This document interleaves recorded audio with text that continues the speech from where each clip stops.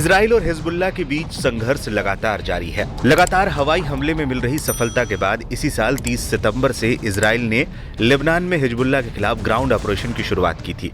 शुरुआती सफलता के बाद अब जो खबरें निकल कर आ रही है उसमें बताया गया है कि इजराइल को इस अभियान में काफी नुकसान उठाना पड़ रहा है। 35 से ज्यादा सैनिक अब तक इसमें मारे जा चुके हैं।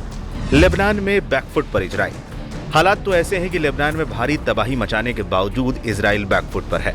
इजराइल ने भले ही नसरल्लाह और उसके उत्तराधिकारी को मार गिराया हो, लेकिन इजराइल को भी काफी नुकसान उठाना पड़ा है। लेबनान में ग्राउंड ऑपरेशन की शुरुआत से अब तक 35 से ज्यादा इजरायली सैनिकों की मौत हो चुकी है। हिजबुल्लाह के लड़ाकों ने लेबनान में घुसने वाले इजरायली टैंकों को चुन चुन कर निशाना बनाया।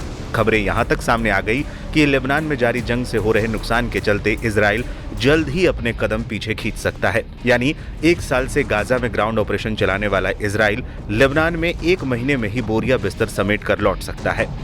नसरल्लाह की मौत से हिजबुल्लाह आक्रामक। इजराइल ने नॉर्दर्न इलाके से विस्थापित 60,000 यहूदियों को दोबारा बसाने की कसम खाई थी। इसी लक्ष्य को हासिल करने के लिए इजराइल ने लेबनान में सैन्य अभियान छेड़ा है, लेकिन चीफ लीडर के मारे जाने के बावजूद हिजबुल्लाह ने इजराइल की नाक में दम कर रखा है। इजराइल के हमलों में अब तक लेबनान में 2000 से अधिक लोग मारे जा चुके हैं, तो वहीं 12 लाख से अधिक लोग विस्थापित हो चुके हैं। वहीं हिजबुल्लाह ने भी जवाब में नॉर्दर्न इजराइल पर हमले तेज कर दिए। इन हमलों में कई नागरिक और इजरायली सैनिक मारे जा चुके हैं, जिसके बाद माना जा रहा है कि इजराइल हिजबुल्लाह के खिलाफ युद्ध के लक्ष्यों को हासिल कर पाने में नाकाम रहा है।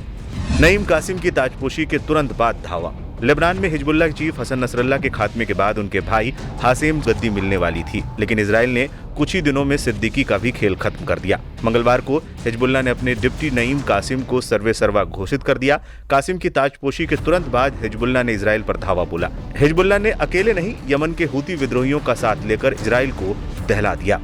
उत्तर में हिजबुल्लाह तो दक्षिण में हूतियों ने इजरायली शहरों पर बमबारी की। हिजबुल्लाह, हमास और हूती सभी को ईरान का समर्थन प्राप्त है। हिजबुल्लाह ने इजरायली शहरों पर कम से कम 50 रॉकेट दागे। हूतियों ने यमन से इतने ही मिसाइलें छोड़ी।